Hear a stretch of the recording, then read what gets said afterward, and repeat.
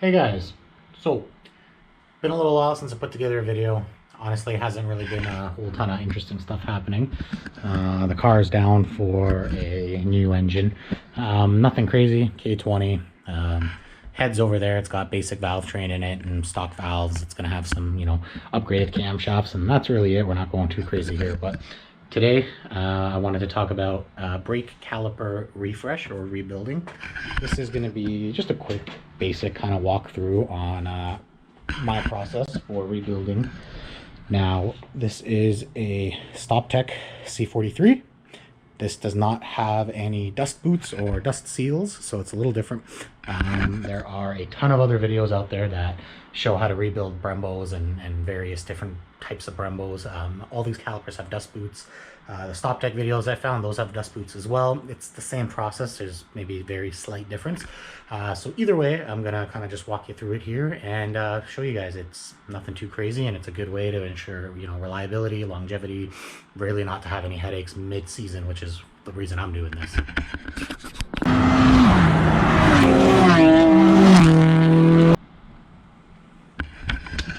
Okay, so first thing I want to cover here is I'm going to go over the parts you need to do the refresh, the tools you need, and basically the steps. So first things first, what do you need? So because these are Stoptech C43, so these are available for a whole ton of different cars. They're all the same caliper, they just have different sized pistons depending on the car that it's going in. So tons of these available for, Miatas, S2000s, Civics, all sorts of different stuff.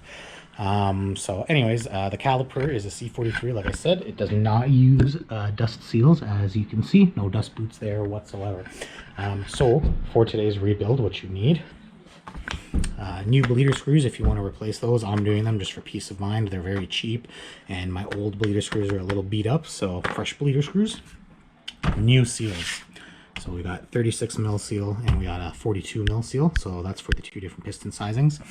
So this caliper is going to take all four of these seals, and I had another four for the other caliper. I already did that one. So anyways, make sure you have your correct sized seals. This is all purchasable through Automotive Brake Solutions, by the way. There's the website there. These guys are fantastic. They helped me out, got me everything I needed without any hassle. So anyways, new seals, new bleeder screws, and a little bottle of assembly lube.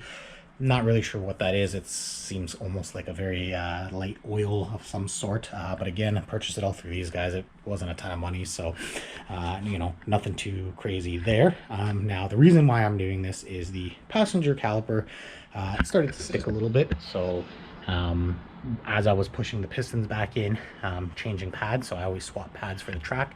My street pads generally have a lot more meat on them than the track pads. Just track pads get more wear, so I have to compress the pistons back in to put my street pads in. So when I was compressing in the passenger side, I noticed a few times that a few of the pistons, they're very stiff. I'm using the pad spreader tool here, and I'm just trying to get the pistons in, and this thing struggles and starts to bend and stuff, and I know exactly why that is. These don't have dust boots, as I've said 100 times, so all your brake crud and brake crap, it gets all around the piston. As the piston comes out, you get more of that crud on there, and when you go to shove it back in, technically you should be cleaning the piston with a little bit of brake clean and a toothbrush. Just get in there and clean it out before you send the pistons back in. I typically don't do that, and that's probably why I've got a piston that's a little sticky.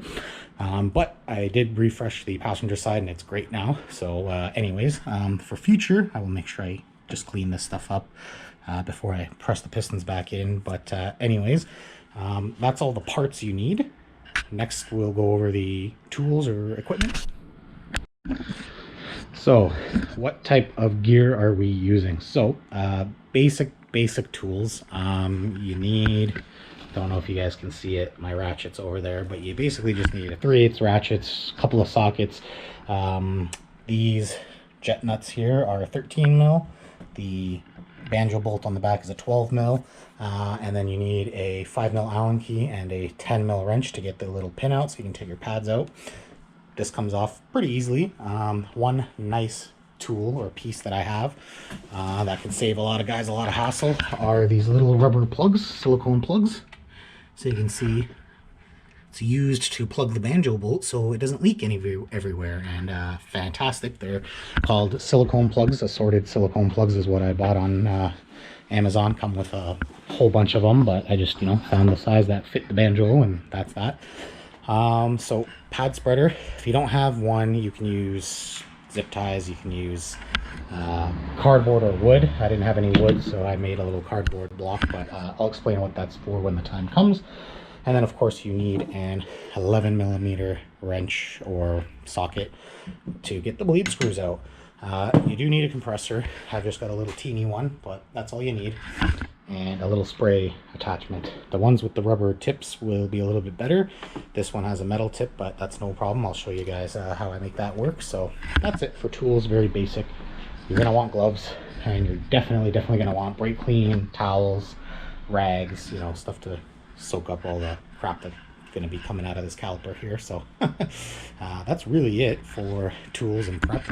Next thing I can do now is show you the first step, which will be getting the pistons out of the caliper. Okay guys, so first step is going to be to get the pistons out, and as you can see, they're in there. And the way you do this, first things first, you can use either a block of wood like a 2x4. In this case, I've got some cardboard. The idea behind this is it just keeps the pistons from shooting into each other so you don't damage anything, because they will come out with a little bit of force, and you don't want your fingers in there, nothing like that. But you don't want the pistons banging into each other. You could do damage. Now, chances are all four won't come out at once, so you're going to have to give it a few shots. So I will go ahead and show you. Now, this is the tricky part. With the spray attachment that I have, it does not have the rubber tip.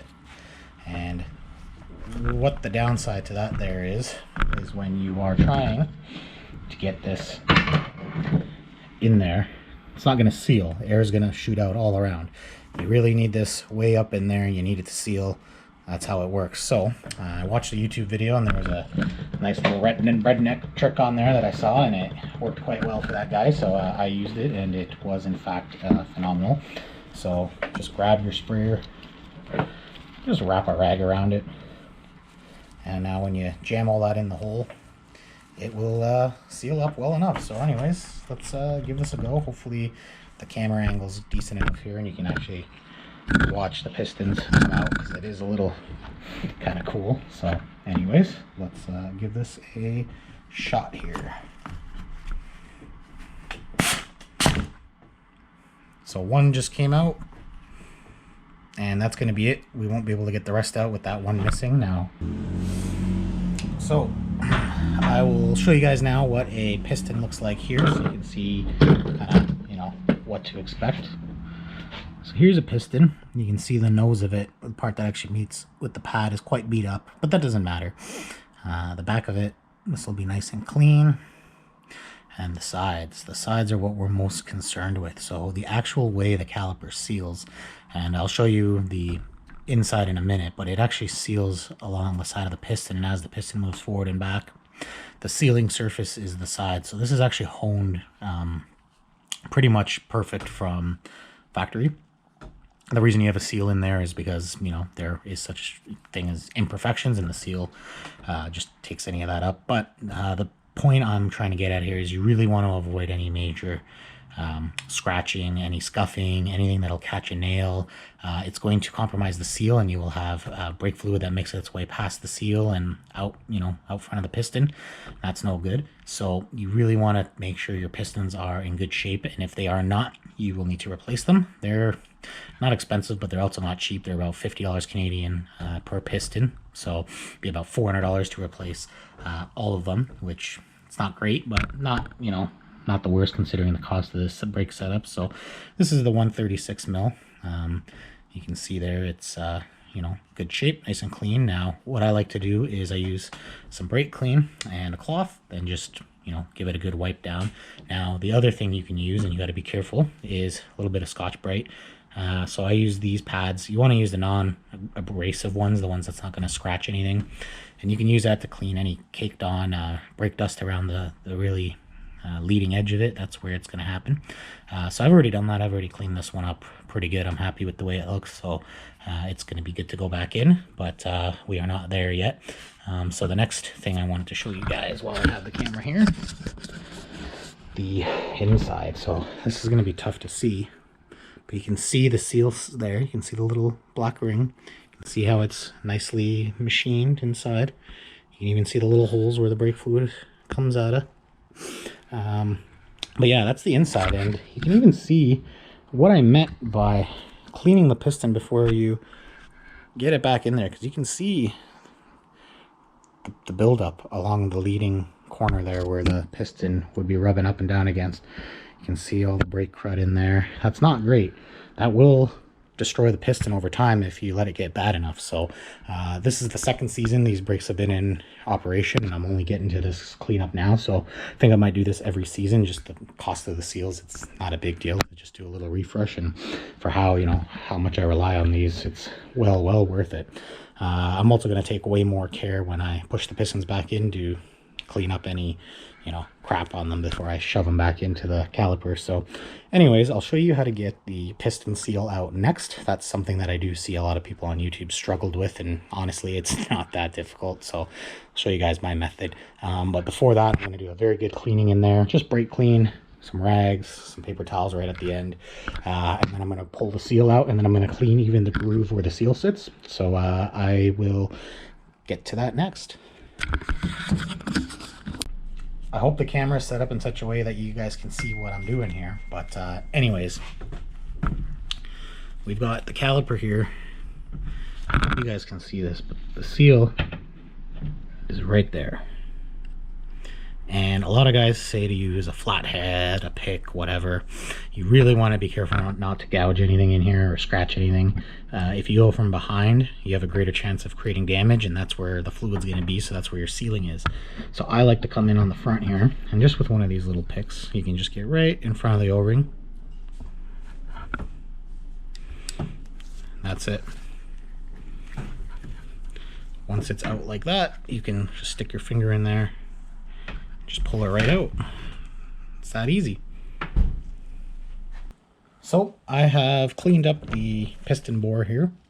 It's nice and clean, as I'm sure you guys can maybe see, but you can see the little holes there for the fluid. But pretty much you want to clean everything, and you really want to clean where the O-ring's gonna sit, the seal. You want to clean behind it. I just use brake clean and rags and towels, cloths, you know, nothing crazy. It's really all you need. You just want to make sure that it's a nice home for, you know, putting the piston back into, kind of similar to building an engine. You wouldn't want a bunch of stuff floating around in your engine. So same kind of rules apply here. Now I can go ahead and show you how to get your seal in, because some of the YouTube videos I watched, also guys were really struggling with these seals, and if I'm going to be honest with you, it's not that difficult. So anyways, guys, here we go. So first things first, you grab your seal, just make sure it's nice all the way around, no weirdness. Now these don't matter what direction they go in, they only go, you know, they're the exact same. It's a square seal, so it doesn't matter.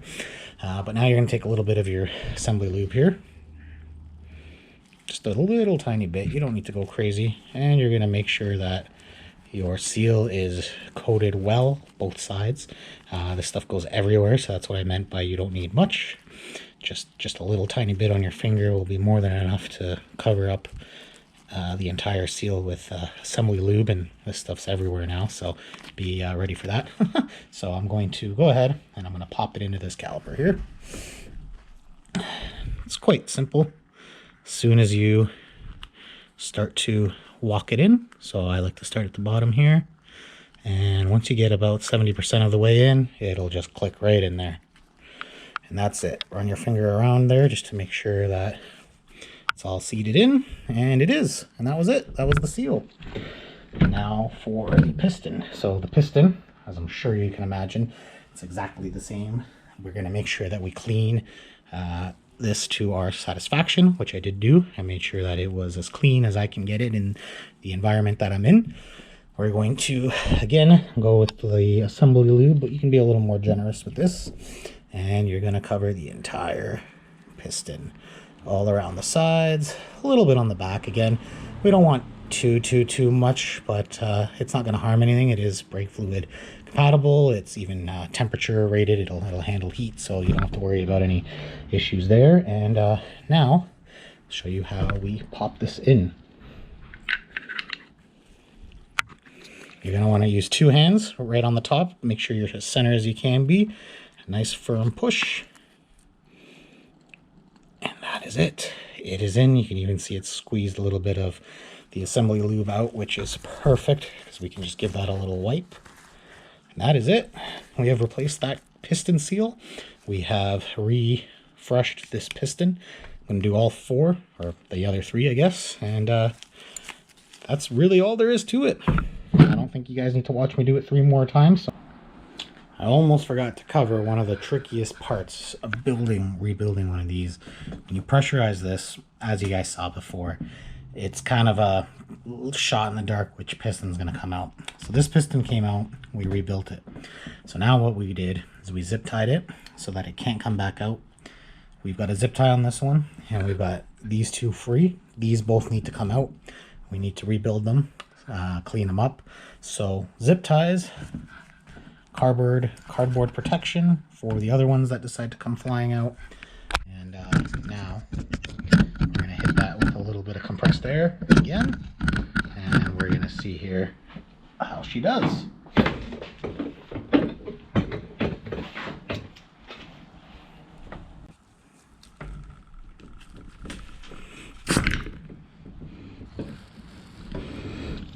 And that's it. Now we got the big one here. Basically, we're going to rinse and repeat. We're going to get the zip tie on that side once that one's done. And we're going to continue on with the rest in the same way. That's pretty well it. There's not really much more here. I'm happy to say that the Stoptech stuff is serviceable, so that helps. Makes it a lot better. You don't have to replace. You can simply rebuild. But appreciate the watch, appreciate anyone who is still following along. I know this thing's been down for some time now. I lost the head gasket in I think it was end of August, early September, and that was basically it for the season. So yeah, we're just doing all of our off-season winter refresh stuff now, pretty much. Anyways, guys, next update's probably going to be in the new year. Until then, see you later.